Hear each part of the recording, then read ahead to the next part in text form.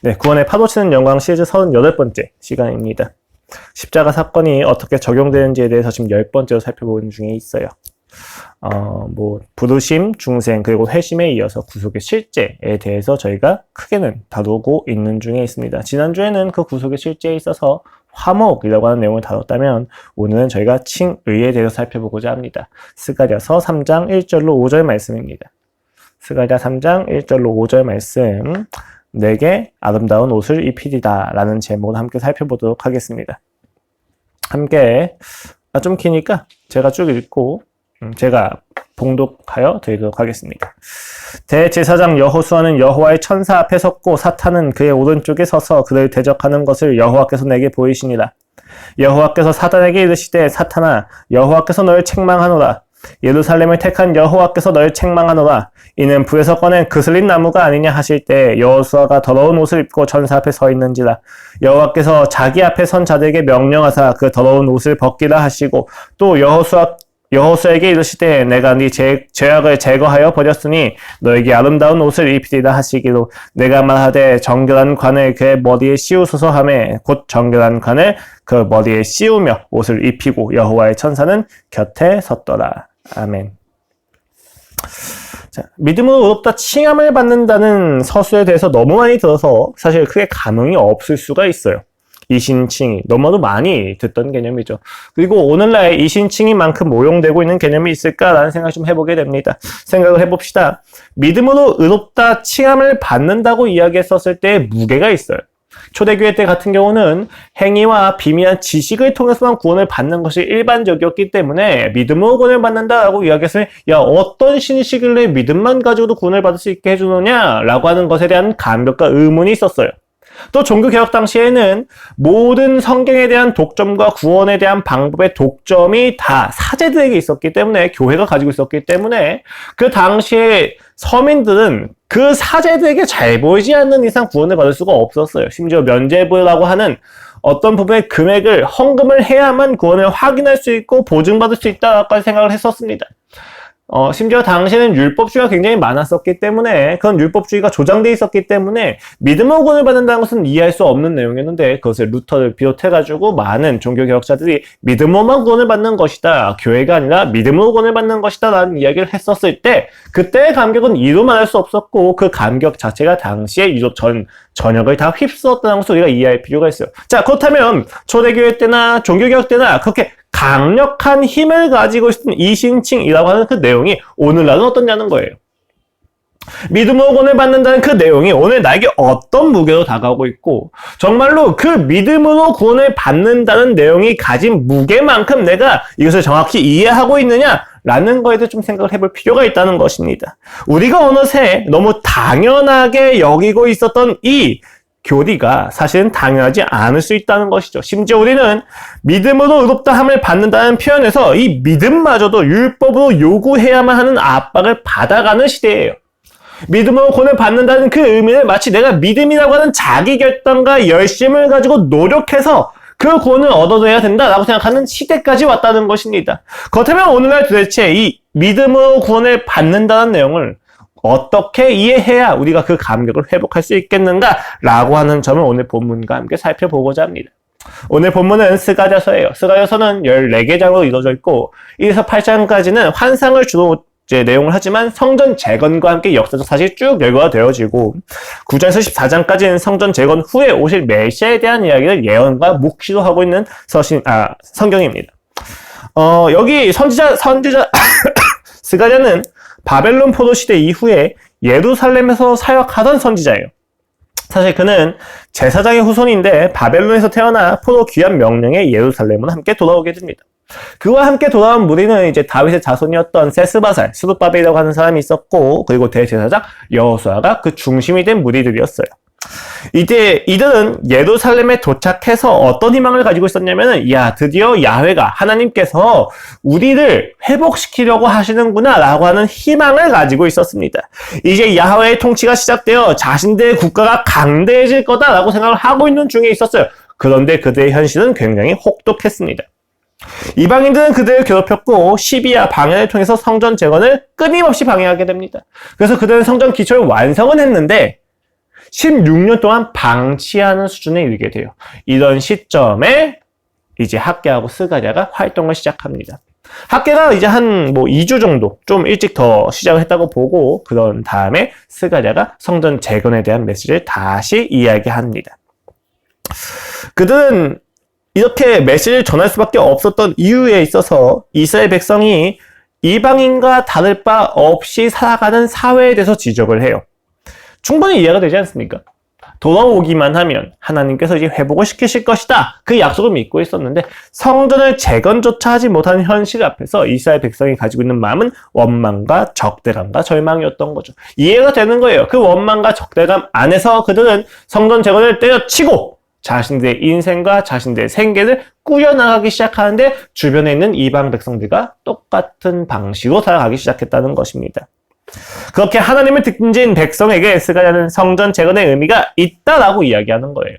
너희가 성전을 재건해야만 한다라고 이야기하는 것입니다. 근데 그 내용이 되게 간단해요.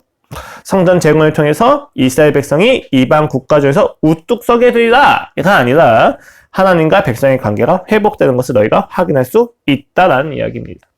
이 간단한 내용이 조금 독특한 내용을 가지고 있는, 독특한 특성을 가지고 있는 부분은 이 하나님과 백성의 관계가 과정을 가진다는 이야기예요.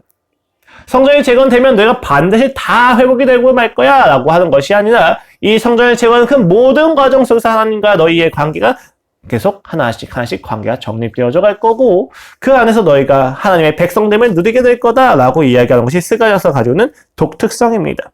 이러한 메시지는 우리도 하여금 신앙에서 기대하는 바에 대해서 다시 한번 생각을 하게 해줘요. 우리가 신앙을 통해서 기대하는 바가 있지 않습니까? 근데 그 신앙에 대해서 기대하는 바에 대해서 오늘 이 스가랴서는 과정이라고 하는 것을 잘 보여주고 있어요. 하나님의 임재가 확인되고 성전이 재건되어진 이후에 하나님께서 다윗 왕조를 세우시고 그 다윗 왕조에 있는 메시아를 통해서 공동체 통치하실 것입니다. 그리고 그 남은 자들은 하나님과 다시 언약을 맺게 되며 공동체가 정결하게 되면 이 땅에서 이스라엘 백성이 풍요와 승리를 경험하게 될 것이다 라고 이야기하는 거죠. 되게 재밌어요. 성전 재건되면 모든 게 회복될 거야 쫙 이렇게 이야기하지 않으시고 음료수 자판기에서 버튼을 누르면 딱 나오는 것처럼 이야기되어지는 것이 아니라 너희가 하나의 단계를 거쳐서 나와 너희의 관계가 새롭게 될 거다 라고 과정으로 이야기하신다는 거죠. 하나님의 방법은 항상 과정을 가지게 됩니다. 결과가 주어진다고 해서 우리가 그 결과를 감당할 수 있는 사람이 아닌 것을 아시기 때문이에요. 여러분 생각을 해보세요. 성전이 재건되고 이스라엘 백성이 이방 국가 중에서 탁월하게 되면 정말로 이스라엘 백성이 그 구원을 누릴 수 있겠는가? 왕정시대와 같은 그 우상숭배와 배교의 역사를 시작하지 않을 수 있겠는가? 라고 이야기했었을 때 하나님은 그 답을 너무 정확히 알고 계시다는 겁니다. 그리하여 하나님은 그들이 성전을 제거하는 과정에 방해를 허락하시고 그 방해 속에서 이들이 자신들이 왜 성전을 재건하려고 했는지에 대한 동기를 다시 한번 확인시켜 주시는 거죠. 그리고 스가랴를 통해서 그 이유에 있어서 너희가 성전 자체가 아니라 나와 너희의 관계가 재확인되고 다시 정립이 되어야 된다 라는 것을 이야기하는 것이 스가랴서입니다. 네, 여러분 신앙은 과정이에요. 신앙은 결과가 아닙니다. 신앙에서 의롭다 칭함을 받는 것, 즉 칭의는 목적이 되지 않습니다. 칭의는 어디까지나 시작을 의미합니다. 스가랴서는 이것을 아주 잘 알려주고 있는 거죠. 우리를 의롭다 칭하시는 것을 넘어서서 그렇게 의롭다 칭함을 받는 것에 걸맞게 의로운 존재로 그는 우리를 차근차근 다루고 쌓아 올리신다는 겁니다. 그것이 바로 신앙생활이라는 거예요. 이러한 관점에서 우리는 오늘 본문이 어떠한 내용을 가지고 이신칭을 이야기하고 있느냐? 간단합니다. 이신칭의는 결과가 아니라 시작이라는 겁니다. 그리고 구원의 시작으로서 이신칭을 이야기했었을 때 우리는 이 구원의 여정 전체가 이신칭이가 이야기하는 바 그 독특성 안에서 해석이 되어야 된다라고 하는 것을 이해할 수가 있을 거예요. 율법으로 시작했다면 그 모든 구원의 여정 역시도 율법이어야 하는 것이고 은혜로 시작했다면 그 구원의 여정 전체도 은혜여야만 한다는 것입니다. 이신칭의가 어떻게 이야기되어지느냐에 따라서 우리는 오늘 우리의 구원의 여정과 신앙의 여정이 어떠한 질서 안에 있어야 되는지 다시 한번 확인할 수가 있다는 것입니다. 그렇다면 그 스가랴서가 말하고 있는 이신칭의 내용이 어떠하냐? 오늘 본문이 위치한 3장은 환상에 대한 환상을 이야기하고 있어요. 사실 스가랴서는 1장부터 6장 15절까지 8가지의 환상이 쭉 제시가 돼요. 그리고 그 8가지 환상은 모두 성전 재건을 독려하는 내용입니다. 특별히 3장은 여호수아, 당시에, 그러니까 가나안 정복했던 여호수아가 아니에요. 돌아왔던 대제사장 여호수아입니다. 그 대제사장 여호수아의 중심으로 회복과 임재에 대한 환상을 보여주고 있습니다. 그 앞에 3가지의 환상이 있는데 그 3가지의 환상은 모두 이스라엘을 중심으로 온 세상이 변화될 것이다. 하나님이 시온에 임하실 것이고 이방은 심판을 받을 것이고 소외받고 억압받은 자들은 모두 시온으로 모여들게 될 거다 라고 하는 내용을 가지고 있어요. 되게 놀랍고 찬란한 내용이지 않습니까? 근데 이 놀랍고 찬란한 내용에 이어서 하나님은 스가랴를 여호수아, 대제사장 여호수아를 지금 대상으로 피고로 두고 하고 있는 법정의 장면으로 끌고 가요. 그 법정에는 4명의 인물이 있습니다. 피고는 대제사장 여호수아이고 판사는 야훼 하나님이십니다. 그리고 피고를 고발하고 있는 사단과 그 피고를 변호하고 있는 야훼의 천사가 있어요. 여기 야훼의 천사가 야훼라고도 표현이 되어 있는데 단순히 이제 원어를 보면 야훼가 아니라 야훼의 천사다라고 번역이 다시 되어지는 부분을 다른 버전을 보시면 더 쉽게 확인할 수가 있습니다. 자, 여기서 피고인 대제사장 여호수아의 모습이 조금 웃겨요. 되게 재밌어요. 이미 앞선 환상에서는 어떻습니까? 놀라운 영광과 탁월함이 예언이 되어졌잖아요. 선포가 되어졌는데 지금 그것을 대표하고 있는 대제사장 여호수아의 모습은 매우 초라합니다. 2절 하반부와 3절의 내용입니다. 여호와께서 사탄에게 이르시되 사탄아 여호와께서 너를 책망하노라. 예루살렘을 택한 여호와께서 너를 책망하노라. 이는 불에서 꺼낸 그슬린 나무가 아니냐 하실 때 여기 이는 이 사람은 이라는 뜻이에요.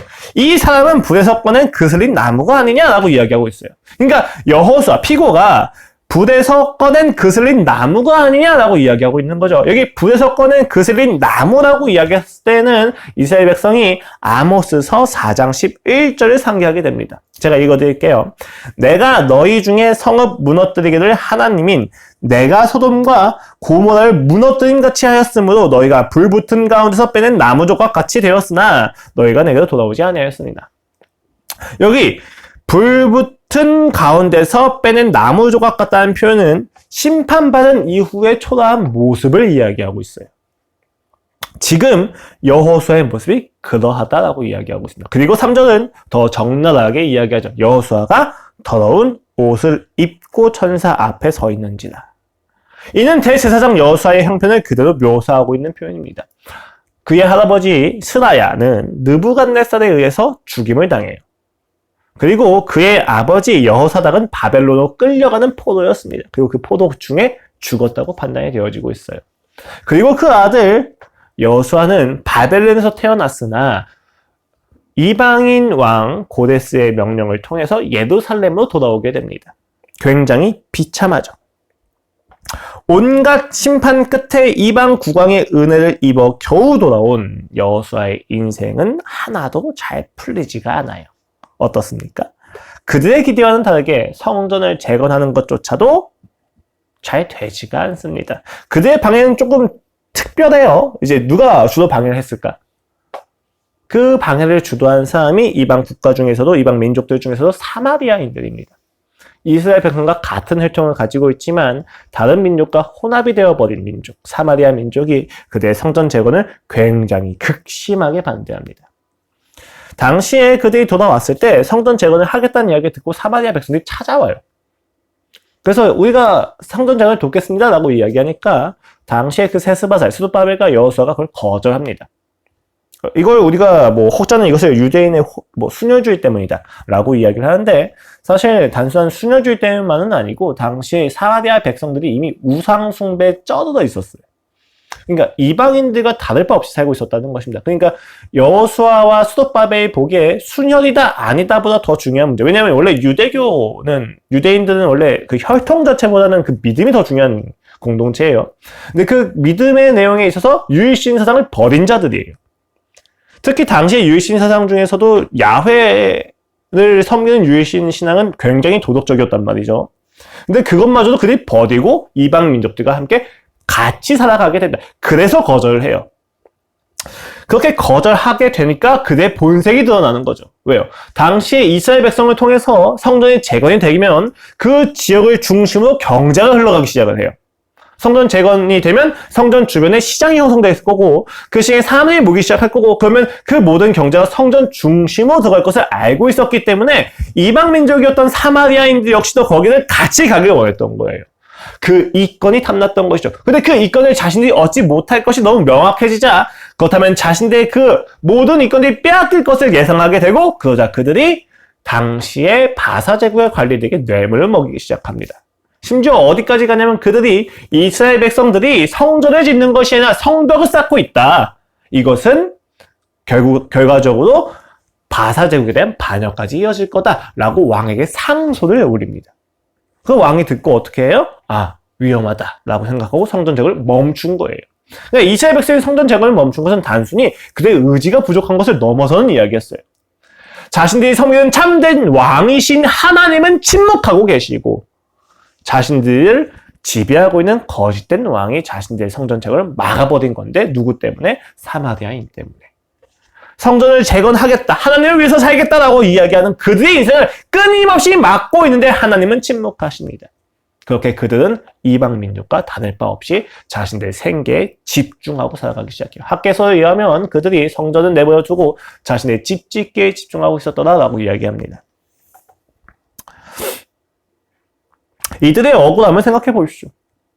지금 대제사장 여호수아는 이 환상 속에서 굉장히 부정한 존재예요. 더러운 옷을 입고 있잖아요. 제사장은 원래 어떤 존재예요?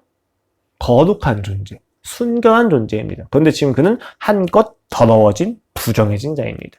이것이 당시 예루살렘을 재건하려 했으나 방해받아 중단된 귀향민들의 초췌한 상황을 그대로 보여주는 것처럼 보입니다. 단순히 이들이 노력과 의지가 없는 것을 넘어서서 노력과 의지를 가졌는데도 불구하고 성전을 재건하지 못하는 상황이라는 것을 고려한다면 그들의 초췌함을 우리는 이해할 수가 있어요. 이것만 가지고 그들이 더럽다고 이야기할 수는 없잖아요. 맞습니다. 이것만 가지고 더럽다고 이야기하는 건 아니에요. 스가랴의 환상은 참으로 대조적이죠. 앞선 세 환상은 굉장히 찬란한데 현 상황의 이스라엘 백성은 매우 초라하고 매우 더러웠어요. 예언을 믿고 왔으나 약속이 시행되지 않은 것에서 노력만을 요구받고 있었기 때문에 그리고 그들의 노력은 인정받지 못하고 조롱받고 비난받고 방해받고 있었기 때문에 그리고 그 모든 조롱과 멸시 앞에서 하나님이 침묵하고 계셨기 때문에 그들은 신앙을 놓아버립니다. 그것을 오늘 본문은 더럽다고 이야기해요. 그들이 심판받은 이후에 남은 자로서 초췌하고 그들이 굉장히 추대한 모습에 대해서 더럽다고 이야기하는 게 아니에요. 그들의 능력과 소유가 없어서 더럽다고 이야기하는 게 아니에요. 그들의 능력과 소유가 없음에 절망하여서 더 이상 하나님 섬기기를 멈추어버리는 그들의 마음과 완고함을 오늘 본문은 더러운 옷이다라고 이야기하는 것입니다. 당시에 스가랴보다 먼저 활동을 시작한 학계 역시도 이것을 정죄합니다. 그것이 바로 그들의 죄라는 거예요. 신앙의 본질을 자연스럽고 평탄하게 이루어지는 것의 가치를 두고 그리 되지 않을 때 포기하는 것을 가지고 정죄하고 있는 것입니다. 심판을 받고 돌아왔음에도 불구하고 여전히 하나님과 상관없이 세상의 기준을 가지고 살아가고 있는 그들에 대해서 본문이 지적을 하고 있는 것이죠. 여러분, 아까 불붙은 가운데서 빼는 그슬린 나무와 같다고 이야기한 편이 저기 아모스서 4장 11절의 말씀을 인용한다고 이야기했죠. 아모스 4장 11절 이하에서 이렇게도 이야기해요. 너희가 불붙은 가운데서 빼낸 나무 조각같이 되었으나 너희가 내게로 돌아오지 아니하였느니라. 무슨 이야기냐면 지금 그들의 상황이 심판에서 나왔으니까 하나님과의 관계를 회복하려고 노력을 해야 되는데 오히려 하나님이 떠난 상태예요. 돌아오지 않고 있다는 거예요. 그것을 더러운 옷이다라고 이야기하고 있습니다. 그것을 그들의 죄라고 이야기하는 것입니다. 여러분 생각을 해보세요. 성전 재건을 돕겠다고 찾아왔으나 거절받자 성전 재건을 방해하는 사마리아인들과 지금 이스라엘 백성이 무엇이 다릅니까? 다를 게 없어요. 성전 재건을 하겠다고 하지만 잘 되지 않아서 성전 재건을 포기하고 하나님을 저버린 그들이 사마리아인들과 뭐가 다르냐는 거예요. 우리가 생각하는 결과가 되지 않자 하나님이라고 하는 명분과 수단을 저버린다면 하나님은 그들이 생각하는 원하는 다른 가치보다 훨씬 낮은 존재가 되어지는 거잖아요. 사마리아인들도 그래요. 성전 재건을 진정으로 원했다면, 이건이 아니라면 거절받는다고 하더라도 간청을 하거나 우상을 버리거나 회개를 하거나 하다못해 방해하진 않고 도움을 주면서 자재를 조금씩 가져다 줬겠죠. 그들의 마음의 진정한 성전 재건이었다면, 근데 그렇지 않다는 것이 본문을 통해서 너무 잘 보이잖아요. 그들의 원은 성전 재건이 아니라 성전을 통한 이권이었기 때문에 그것을 빼앗기자 방해하는 거란 말입니다. 이스라엘 백성을 보세요. 그들의 관심이 진정으로 하나님과의 관계였다면 성전 재건이 방해받는 그 시점부터 해서 그들이 회개하며 옷을 찢으며 하나님과의 관계를 회복하게 해달라고, 그리고 그 결과 우리가 이 성전 재건에 제발 참여할 수 있게 해달라고 기도했었을 거예요. 근데 그들의 모습은 어떻습니까? 뭐야, 내가 이렇게까지 열심히 살아왔는데, 우리가 당신의 말씀만 믿고 약속이 있다고 다시 돌아왔는데, 그냥 그 디아스포된 상태에서 그냥 거기에 만족하고 살 수 있었음에도 불구하고 우리가 다시 고된 땅으로 돌아와서 당신의 집을 짓겠다고 하는데 그것을 허락해주지 않고 침묵해? 난 더 이상 신앙생활을 하지 않겠다 라고 이야기하는 모습, 그것이 죄라고 이야기하는 겁니다. 스가랴가 그것을 정죄하는 거예요. 너희가 하나님과의 관계에 진정한 관심이 있느냐? 아니면 너희는 하나님의 약속을 명분 삼아서 너희의 입지와 정체성과 너희의 꿈을 관철시키고자 하는 거냐? 라고 이야기를 하고 있다는 것입니다. 네, 맞습니다. 그들의 관심은 하나님과의 관계가 아니라 그가 회복하시고 드높이실 풍요로운 자신들의 삶에 있었다는 것입니다. 그렇기 때문에 그들이 성전재건에 방해받자 그들 스스로의 힘으로 자신들의 생계에만 집중하게 된다는 것입니다. 하나님을 명분 삼아서 자신의 삶의 행복을 추구하다가 그 행복이 이루어지지 않자 하나님을 버린 거예요. 그것을 오늘 본문의 환상 속에서 사단이 정죄합니다. 주여, 이들은 용서받으면 안 됩니다. 이들의 마음의 중심을 보십시오. 당신이 아닙니다. 주여, 이들은 성전을 재건할 자격이 없는 자들입니다. 이들을 버리소서. 대제사장 여호수아가 그 앞에 부정한 모습으로 나아가 있는 것입니다. 여러분, 우리는 어떻습니까? 하나님의 명분으로 신앙을 살아냅니다. 기도하고 말씀을 읽고 암송하고 묵상을 하고 교회를 다닙니다. 많은 것을 포기하는 거죠. 주일날 이 시간에 교회 나오는 건 정말 엄청난 거예요. 그렇죠? 그럼에도 불구하고 경험되지 않는 승리와 풍요, 그리고 나아지거나 개선되지 않는 현실 앞에서 우리는 하나님을 원망하게 됩니다. 그런 하나님은 아버지가 아니다라고 생각을 하게 됩니다.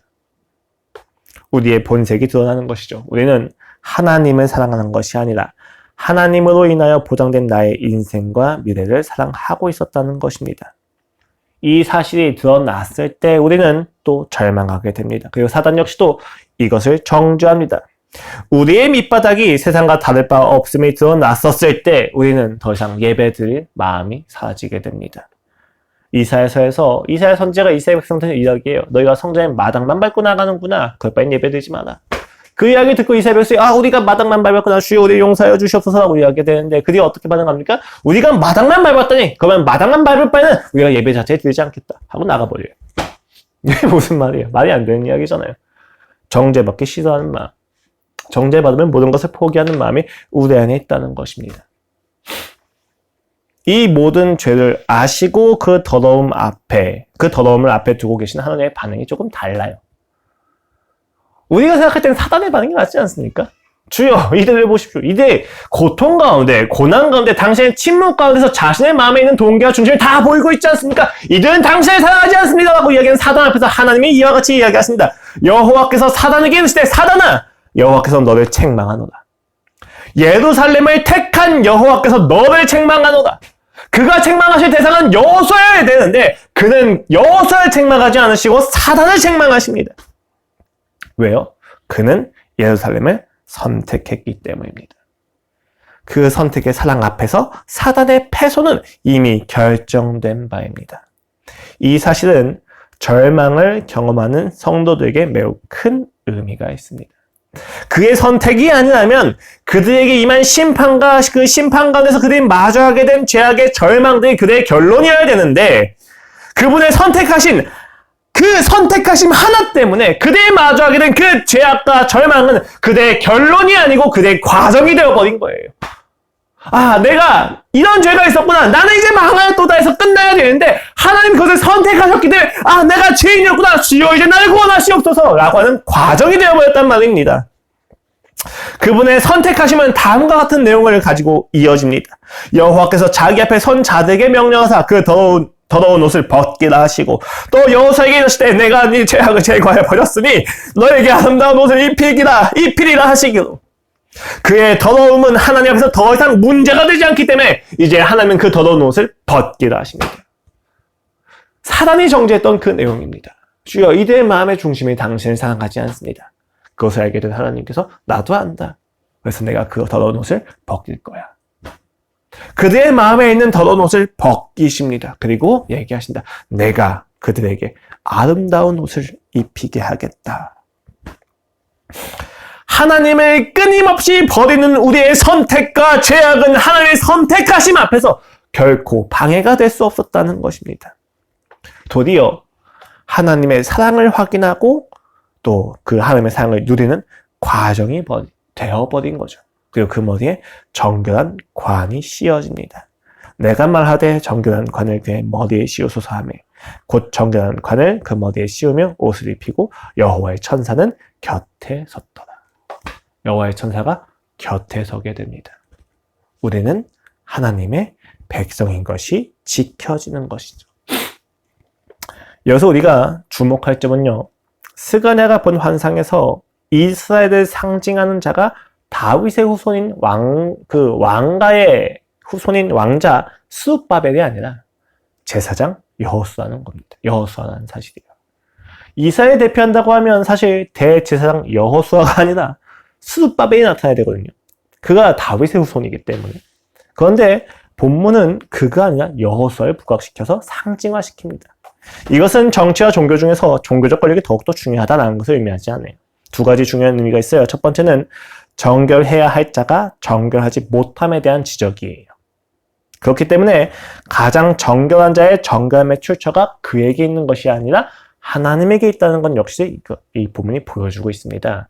두 번째는 하나님의 회복은 정치가 아니라 신앙에 있다는 것입니다. 우리는 하나님의 그 행하심이 그리고 그 의롭다 칭하심이 정치와 경제와 내 일신상의 행복 등을 통해서 나타나길 원합니다. 하나님이 나를 의롭다 칭하셨더라면 나는 이 땅에서 잘 먹고 잘 살아야 되는데 라고 이야기합니다. 그러나 하나님의 칭의라는 사건은 하나님과의 관계에서 보장이 되어지는 내용입니다. 이 세상에게 내가 의롭다 칭해지는 것이 아니에요. 이 세상의 기준과 질서 앞에서 내가 의롭다 칭해져서 그 세상으로서 칭송을 받는 것이 아니라 이 칭이라고 하는 사건은 전적으로 하나님과 나의 관계에서 의롭다 칭함을 받는 것을 의미합니다. 이것을 기초로 우리가 하나님과 화목을 이루게 되는 것이죠.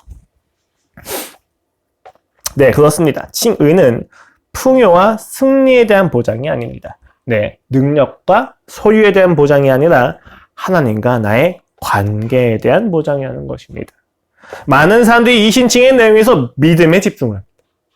그러나 사실 이신칭의 핵심은 우리의 구원이 그의 선택하심에서 비롯되는 은혜다라는 사실에 있습니다.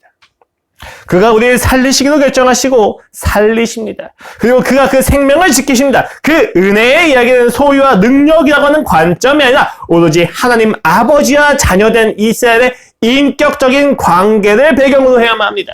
이 인격적 관계 안에서 이신칭의가 우리에게 은혜가 되어지는 것이죠. 이신칭의라는 그 개념 자체가 법정적 이미지를 가지고 있기 때문에 우리가 굉장히 많은 경우 노력과 성실과 소유와 능력이라고 하는 어떤 세상적인 가치관을 가지고 생각을 하게 돼요.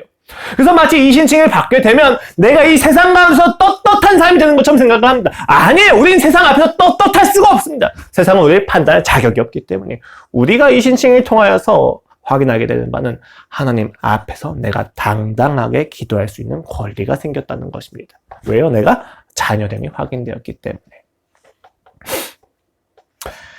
이신칭을 매 시대마다 다시 재해석을 해야 되지만 공통적으로 이야기해야만 하는 사실은 은혜라고 하는 질서예요. 우리의 정체성은 너무 많은 순간 세상한테 뺏깁니다. 강한 자와 약한 자, 가진 자와 가지지 못한 자, 잘하는 자와 잘못하는 자, 인정받는 자와 인정받지 못하는 자. 우리는 끊임없이 이 양육강식의 논리에 사로잡혀서 예수 그리스도를 믿었다 하더라도 그 칭의 은혜를 누리며 살아가는 것이 아니라 그 질서에 들어가지 못한 채 스스로 더러운 옷을 열심히 빨려는 세탁하려고 하는 열심 속에 살아가게 돼요. 구원이 누려지지 않는 것이죠. 더러운 옷은 하나님이 벗기시고 새로운 옷을 입히셔야 바뀌어지는 건데 우리는 마치 그 더러운 옷을 스스로 세탁을 해가지고 좋은 색을 써가지고 바꿔서 희게 만들려고 하는 노력 속에 빠지게 됩니다. 아무리 희게 만들어도 더러워져요. 칭이라고 하는 것은 그런 것입니다. 은혜의 질서인 신앙을 자신의 방법과 수단으로 살아내는 것은 오히려 신앙을 죽입니다. 신앙대로 살지 못하고 세상답게 살아가는 것이죠. 복음의 자유는 단 하나도 누리지 못하게 됩니다. 이들은 실패와 실수를 견디지 못하고 끊임없이 두려워 숨을 수밖에 없어요. 거저히 두려워서 성벽을 쌓게 될 것이고 도전이 무서워서 가만히 있을 이유를 찾게 될 것입니다. 누구와 같이 성전 재건을 멈춘 이스라엘 백성처럼 말입니다. 그것이 그들의 질서입니다. 그러나 신앙은 매 순간 도전입니다. 그들은 물을 것입니다. 당신의 실패의 아픔을 아느냐? 당신이 이 실패를 감수하고 도전한 삶이 얼마나 치열하고 처절한지를 아느냐? 라고 물어볼 것입니다. 그러나 실패의 아픔을 느끼는 자의 정체가 무엇인지 규명해야 돼요. 그 실패가 끊임없이 아픔이 되어진다면 그것을 아픔으로 느끼고 있는 주체가 있잖아요. 그 자의 중심은, 그 자는 도대체 누구입니까? 너무 간단하죠. 나를 사랑하고 있는 거짓자예요. 하나님을 사랑하지 않고 나를 사랑하며 자신의 방법과 수단으로 자신을 입증하려고 하는 자는 상처를 받습니다. 네, 상처를 받아야 돼요. 깨져야 되면 무너져야 됩니다. 실패해야만 한다는 것입니다. 그리스도는 그 실패 앞에서 기뻐합니다. 그 상처 앞에서 하나님을 발견합니다. 왜냐하면 우리는 우리 자격과 조건으로 구원을 받은 것이 아니기 때문이에요. 그럼에도 불구하고 도전을 멈추신다면, 나아가기를 멈추신다면 그것은 여전히 우리의 정체성을 하나님과의 관계가 아니라 세상과의 관계에 두고 있다는 것을 의미합니다. 이신칭의의 교리는 은혜이기 때문에 실패 앞에서 가치를 더욱 많이 발휘합니다. 성전 재건을 멈추고 자책감을 감추는 우리의 죄가 드러날 때 이신칭은 도리어 자유함을 줍니다. 하나님은 그 실패와 절망스러운 죄악됨 앞에서 은혜를 허락하십니다. 그 은혜만이 우리로 하여금 다시 주님이 맡기신 자리로 가게 하는 것이에요. 그 맡기신 자리가 억압처럼 느껴질 수도 있습니다. 일처럼 느껴질 수도 있어요. 하나님이 자신을 위하여 만든 억압과 강요이기 때문에 나는 더 이상 그 억압과 강요에 들어가지 않겠다 라고 생각이 들 수도 있습니다. 그러나 여러분, 본문은 그렇지 않다는 것을 너무 잘 이야기합니다. 7절 이하입니다. 만군의 여호와의 말씀에 네가 만일 내 도를 행하며 내 규례를 지키면 네가 내 집을 다스릴 것이요 내 뜰을 지킬 것이며 내가 또 너로 여기에 섰는 자들 가운데서 왕래하게 하리라. 환상을 통해서 하나님은 야, 성전을 빨리 재건해라 라고 이야기 안 하세요. 도를 행하고 규례를 지키라고 이야기합니다. 그 결과가 무엇입니까? 내 집을 다스리고 뜰을 지키고 내가 너로 여기 섰는 자들 가운데 왕래하게 하라. 무슨 얘기냐면 성전을 완성시키겠다는 이야기입니다. 이 논리가 좀 이상하지 않으세요? 야, 성전 빨리 재건해. 그럼 내가 너희한테 복을 줄게. 이렇게 가야 되는데 하나님은 야, 너희가 나와의 관계를 회복하면 도와 규례를 지킨다면 내가 성전을 완성시킬 거다 라고 이야기를 한다는 거예요. 하나님의 관심은 성전을 짓는 것이 아니라 성전을 짓는 가운데서 그들이 하나님의 임재를 귀하게 여기고 하나님과의 관계를 갱신하기를 원하신다는 것입니다. 하나님의 관심은 항상 그러셨어요. 그 일의 성패가 아니라 그 일을 하는 과정 가운데, 참여하는 과정 가운데서 그와 우리의 관계가 얼마나 깊어지는지에 대해서만 관심을 가지십니다. 그리고 그 안에서 승리를 경험하게 하시는 것이고 그 안에서 실패가 과정이 되게 하신다는 거죠. 저는 이 사실이야말로 오늘날 이 현대사회 속에서 이신칭에 다시 집중할 이유라고 생각해요. 공통적으로 은혜라고 이야기하지만 여러분, 그 은혜가 이 시대에는 이 인격적인 관계성에 집중을 해야 될 내용이 된다고 생각합니다. 하나님의 목적은 일이 아니라 관계였다는 사실이 굉장히 중요해요. 성전은 관계를 위한 수단이었다는 거죠. 실제로 하나님은 구약에서 성전을 빈번하게 떠나세요. 내 집이라고 이야기하는 건 못 가. 야, 누가 내 성전 문 좀 제발 닫아줬으면 좋겠다. 막 당시에 아모스서 같은 경우는 막 당시에 이스라엘 백성이 3번씩 11조를 드려요, 일주일에. 근데 안 받으세요. 신내가 난다고 이야기하시고 오히려 경멸스럽다고 이야기하시죠. 하나님이 성전을 그렇게 좋아하지 않으세요. 실제로 하나님이 성전 지을 때 좋아하지는 않으십니다. 그렇죠? 다윗이 성전 짓겠다고 하시니까 뭐라고 이야기해서 솔로몬한테 짓게 하시죠. 하나님은 그 성전을 통해서 허락을 하신 것이지 하나님의 목적과 하나님의 그 임재를 가장 잘 상징하는 건 회막이에요. 이동하는 성전. 그러니까 이 성전이 잘못된 개념인데 여기에 빠져 있는 거죠. 성전은 무너져야 되는 것이고 예수 그리스도에서 완성이 되어지는 겁니다. 여러분, 자, 그런 관점에서 오늘날 우리 이 현대 사회를 잠깐 볼게요. 오늘날 사회는 굉장히 비인격적으로 흘러가고 있죠. 끊임없이 우리를 괴롭히고 있는 내용이 무엇입니까? 비인격입니다. 돈은 인간을 인간답게 보지 못하게 합니다. 기술의 발달은 인간을 초라하게 만들죠. 생물학은 인간을 짐승이라 규정합니다. 정치는 인간을 지배자와 피지배자로 나누어서 강한 자가 되기를 계속 재촉합니다. 여기 어느 곳에 인간됨이 있습니까? 세상이 발달하면 발달할수록 인간은 인간처럼 살지 못하게 됩니다. 오늘날 한국 사회에서 출생률이 저조한 이유도 마찬가지예요. 인간답게 살지 못하는 걸 아니까 애를 낳을 용기가 없는 거잖아요. 뭐 그것이 돈이든 복지든 여러 가지 이유가 있겠지만 결국 이유는 간단하습니다. 아무리 애를 낳아도 내가 그 아이를 감당할 자신이 없어요. 심지어 왜요? 이 애를 낳게 되면 내가 이 애를 기르는 것에 내 인생이 다 바쳐질까 봐. 또 이 아이는 이 땅에서 절대 인간답게 성장하지 못할까 봐 두려워지는 거잖아요. 근데 어떤 이유입니까? 돈이 없으면은 인간은 인간답게 못 키운다. 복지가 확보되지 않는다면 인간은 인간답게 살 수 없다. 라는 것들이 가득하지 않습니까? 오늘날 사회는 비인격이 문제입니다. 인격적 관계의 부재가 우리의 인생을 괴롭힌다는 것이죠. 그래서 우리는 스스로를 입증해내야만 하는 삶을 살아내고 있는 거예요. 원래 인간은 그냥 서로 존재하는 것을 통해서도 충분히 입증이 되는 관계예요. 내가 인간이라는 것이. 그런데 오늘날 사회는 입증을 요구합니다. 네가 진짜 인간이면 돈이 얼마 있니? 야, 30대 평균의 연봉은 이 정도야. 야, 이쯤 되면 너희가 결혼했었어야지. 라는 내용을 가지고 사람을 끊임없이 학대시킵니다. 그래서 우리가 스스로 입증을 해야 되는 것이죠.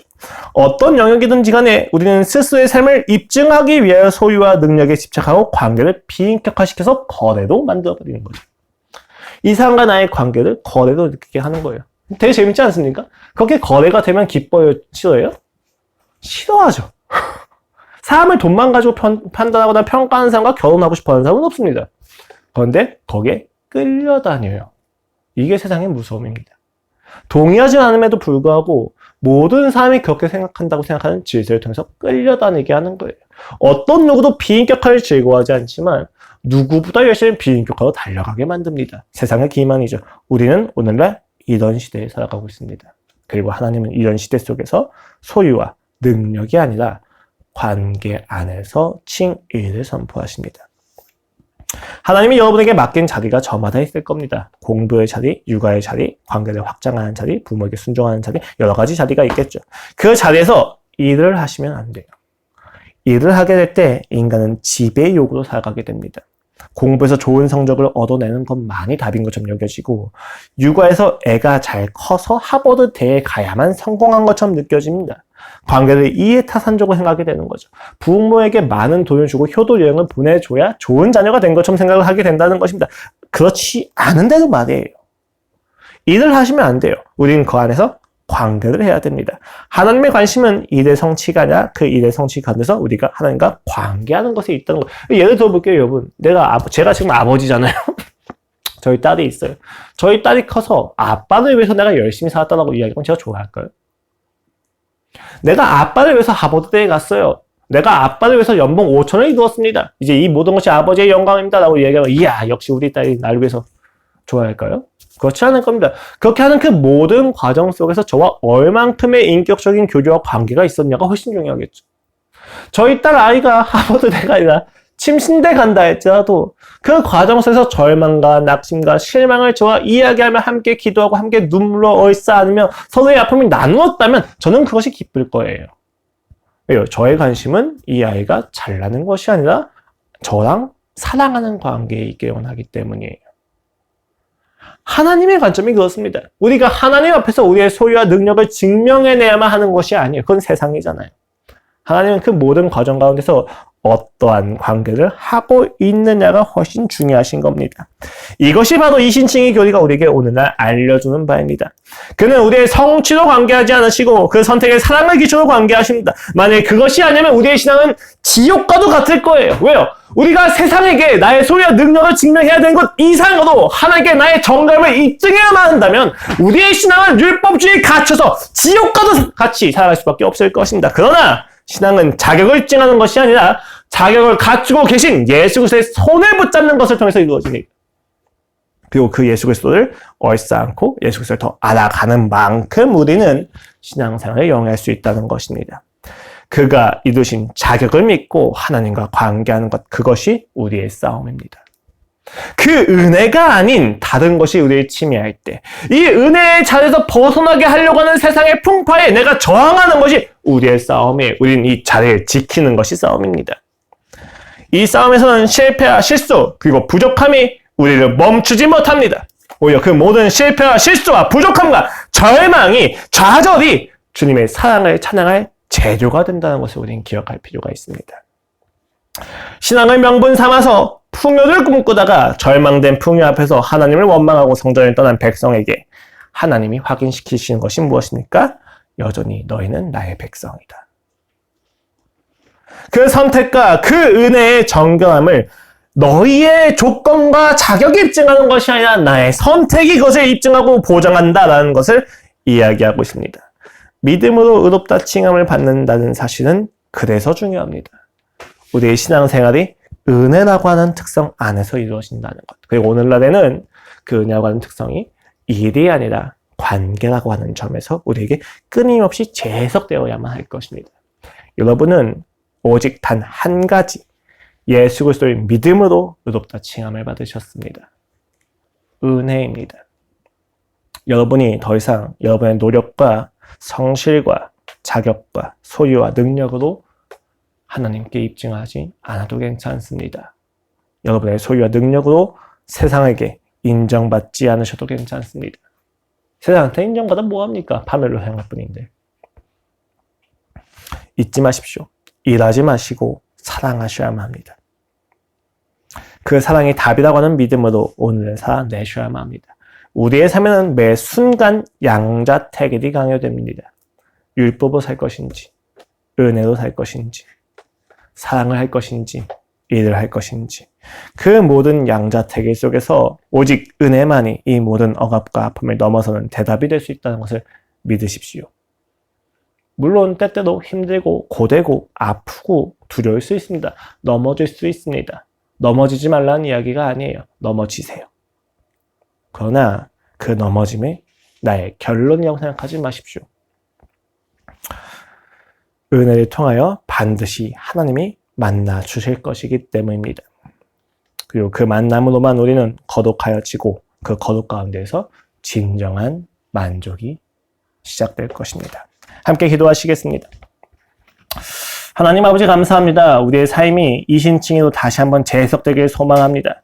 아버지, 이 시대는 우리로 하여금 끊임없이 돈과 명예와 권력과 능력과 소유와 팔로워수를 통하여서 우리를 규정합니다. 그리고 그 안에서 우리는 스스로를 입증해내야만 하는 책임 가운데서 살게 됩니다. 그러나 주님, 우리는 소유와 능력이 아니라 주님께서 의롭다 칭하여 주시는 사랑으로만 우리를 확인할 수가 있습니다. 우리의 정체성을 빼앗기지 말게 하여 주시옵소서. 기만당하지 말게 하여 주시옵소서. 이제는 나가서 그 사랑을 살아내게 하여 주시옵소서. 주님 감사합니다. 그 사랑 가운데서 우리가 진정으로 안식을 누리고 기뻐할 수 있도록 주님 함께 하여 주시옵소서. 오늘 또 시작되는 일주일의 삶이 주님으로 인하여 사랑이 가득하게 하여 주시옵소서.